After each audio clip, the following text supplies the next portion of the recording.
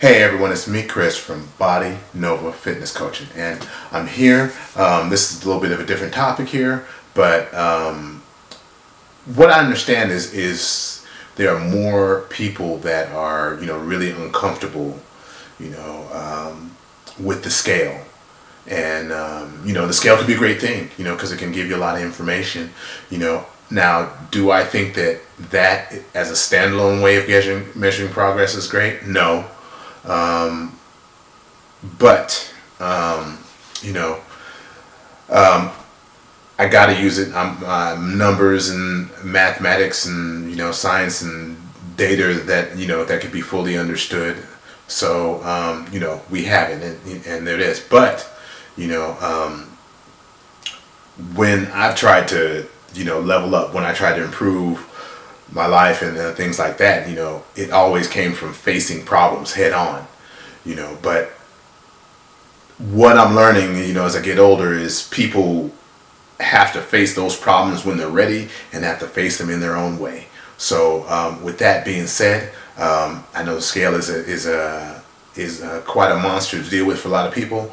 So we're going to talk about some other ways to or non-scale victories and other ways to gauge your progress without jumping on the scale, in your pursuit of looking better naked. Okay. So we're starting with the first one. Again, it's hard numbers. Body fat is usually my go-to, because if you lose weight, you can tell if you're going too fast or if you're trying to go lose weight at too fast or too drastic, using too drastic measures, because you can see your ratio of fat to fat mass to lean body mass, fat weight to lean body weight, and you can see you can gauge that, and and it's right there, so you can figure out how to proceed with that. Problem is, for a lot of people, is finding body fat in a way, or finding a way to measure it in a way that's accurate and reliable. Okay, because a lot of the places they have BIA, which is bioelectrical impedance, and the people tell you, it just shoots the beams through your body and things like that, and it measures fat and muscle. No, it doesn't measure the fat and muscle. Okay, what it does, it measures the amount of water your body has. So if there's any reason you're dehydrated, or any reason that you're carrying extra water, you can get false, bad, and good readings. You know what I mean? So it's very difficult to make sure that you're getting an accurate reading unless you jump in there and you would drink like 20 to 30 ounces of water or something like that, and then wait to go to the restroom because you're going to get rid of what you don't want. All right, and then use that bioimpedance. And even the ones that are supposed to be better that do it in compartments, it's still the same concept. So they still don't actually measure fat and muscle. You know what I mean? It's water, and it's based on the concept that your body should be 60% water. So the closer you are to 60%, the closer you are to being, lean, or the leaner you are. And the further you are from it, the fatter you are. So it's kind of on that, but it can be fooled. And on top of that, sometimes you have to tell it you're male. You have to tell it you're female. You have to tell it you're athletic. You have to, and if you have to do that, it's kind of dumb, because then it's not measuring. It's kind of changing their equation, to get you to fit into what they need you to fit into in order to get what they're saying is an accurate reading. Okay, and then also people are scared of learning how to use calipers. I had to fly way out to Poliquin's, the Poliquin Performance Center out in Rhode Island, and I probably took that course at least 3 times. Making sure you can place your hands right, put your hands in the right place, hold the caliper right, and things like that. So, and even then it wasn't easy, so that could be difficult. When I was in California, I lived by Mount Sac, and Mount Sac, they had hydrostatic weighing, and Cal Poly, they had bod pods, so we could just jump in there at a little discounted rate because you worked out a thing with the guy, and that's how we did it. And those are great if you have access to that, and it's not like out here they charge like $100 for that, which is ridiculous. But if you have access to that, that's great. Those are the gold standards. Okay, so DEXA, hydrostatic weighing.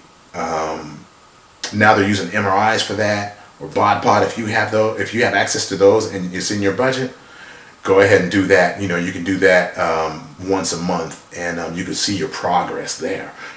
What you're gaining in fat, muscle, whatever the losses are, and it's right there. That's all for you concrete. Okay, so the next one, and this is twofold, because most people they're worried about their waist. Okay, and the waist circumference, also has health implications. So a person with a larger waist, is most likely to suffer from heart problems, diabetes, metabolic syndrome, things of that nature. So waist to hip can be pretty good, but again, I like to combine that with the scale. So it's just like, okay, am I losing weight? So my waist is getting smaller, but I'm not losing weight. So am I gaining muscle? Okay, what do I need to change? Do I need to eat less calories? Do I need to up my exercise? What you see how we're using this to help you make smarter decisions on where to go with your program when you're trying to transform, your body there. So waist and inches can be good. I would like to use more areas than that, because sometimes, your arms get bigger, your arms get smaller, shoulders get bigger, shoulders get smaller, things like that. So, and that leads me to the next, because when this could be a vanity thing, but it also, again, has health implications. Waist to hip ratio is one of the highest predictors of heart disease, diabetes, again. So you're having all these stress, so and then also the flip side to it is you have the women. I had a client, and we're in Memphis, we're in the South, and she had a big ass booty, and all the guys liked her big ass booty, even though okay, it came with like a 50+ inch waist. Okay, so a lot of that, when we're talking about weight loss and looking good naked and stuff like that, it's illusion. You're trying to create illusion. So yeah, she's got this big ass booty, but she got this 50-inch waist to go with it, which is also saying she got health, she's more like prone to health problems. Okay, and one of the things I try to illustrate to her is like, well, you know what, you can create that same ratio with a 40-inch waist or a 35-inch waist, which would improve your health, and you would lose weight, which may even you might even increase the amount of guys that you have as fans, if you're thinking of that.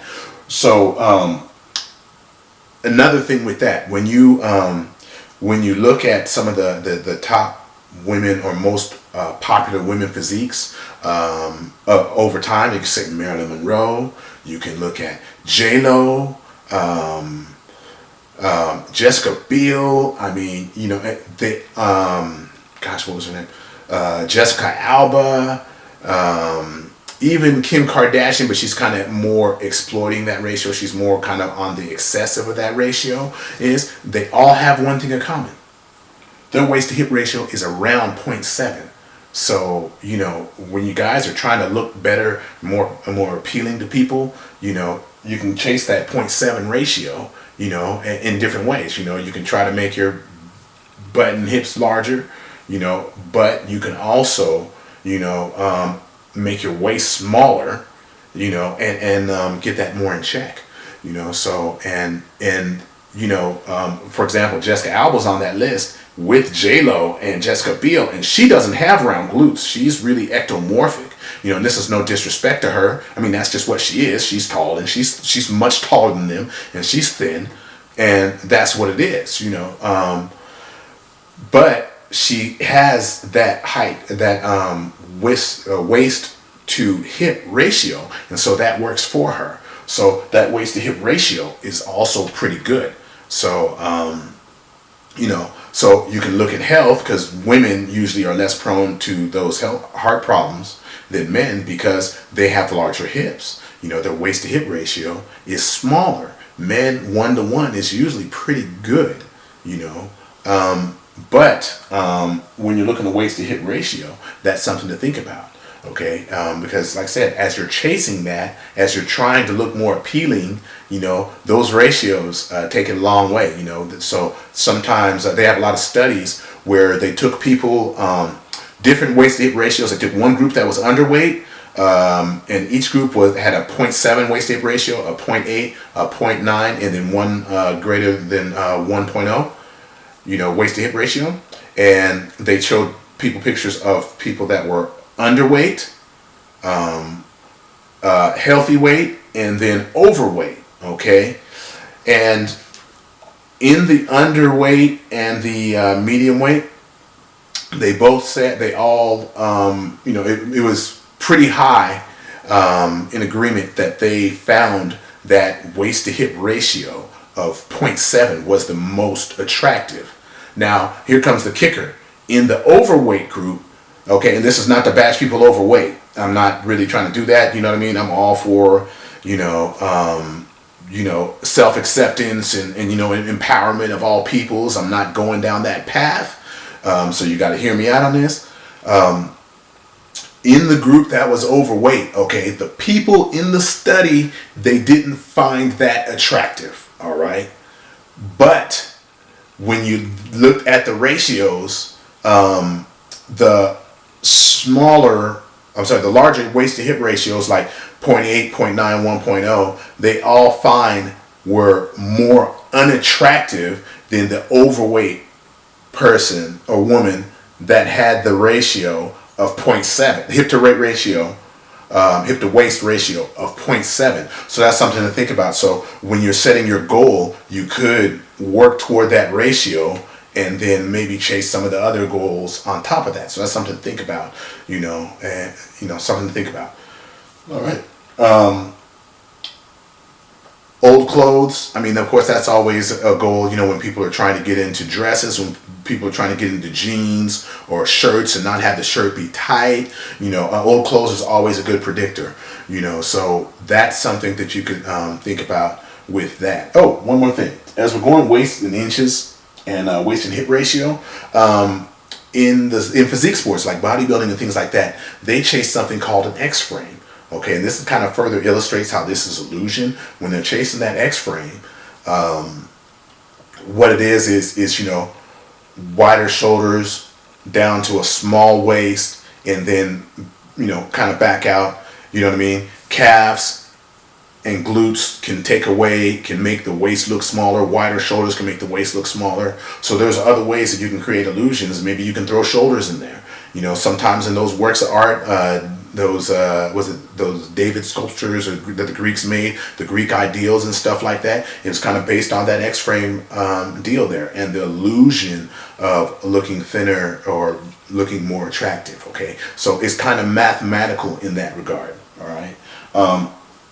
The last one, and I think this is the most important, but that's progress photos, okay? But the thing is you can't play the tricks. It's like if you're going for self and you're really trying to improve yourself, you can't run from the truth. So you can't sit there in the right poses and try to prop your body, you know what I mean, to try to make yourself look leaner. You got to have the same light all the time. You want to measure yourself in the same state. You know what I mean? You don't want to try to trick it. You want to be honest because you want to be able to see what's happening. And they even have charts out there. Some of them are suspect, but if you want a good one, you can drop me a message and I'll send you a pretty good one where you can kind of gauge the body fat from the photos. All right. So you just want to take your progress photo front, back, and side, and you don't want to take it in a big ass baggy shirt. That's foolish because you can't see anything. You want to be able to see it. You can't take it in pants that cover up everything or long sleeve shirts or anything like that. You want to be able to see it. So you want to see it, get a nice, good picture with good lighting all the time, and you're standing in the same pose. So if you're doing the little booty pose and stuff like that, we're doing yourself, you want to do that same pose the same way all the time. So you can guess your body fat. Sometimes you can see if muscles are getting bigger. You can see if you're carrying less fat, and then you can kind of figure out where to go from there. But you have to be honest. You can't run from that truth. And some people even have it like if you're afraid to have it on your phone or have people have access to it, there's a certain program out there, an app, where you can store those pictures in there, and you can only get to those pictures with a password. And now with iPhones and other phones, it's probably updated where it's your fingerprint, so or face or whatever, right? Facial recognition. So that'll be good there. And the other thing, there's apps out there where you can, when you're trying to take your progress photos, it will take a silhouette of you in your first progress photo, so you can stand exactly the same way every time. You know, so you can have stand the exact same way with the same lighting, and you can do it the same time of day. Usually I like first thing in the morning after you go to the restroom, you know, and you can compare it, and that way you can gauge your progress. And then so instead of maybe doing the scale every week, you can maybe do it every 2 weeks, maybe do it maybe every month. But the thing is you're giving yourself ways to see if you're making progress and how you need to change what you're doing in order to get the progress that you want. All right. If you guys have any questions, you know, like I said, feel free to drop me a message, or if you want me a topic for me to handle there, feel free to drop me a message.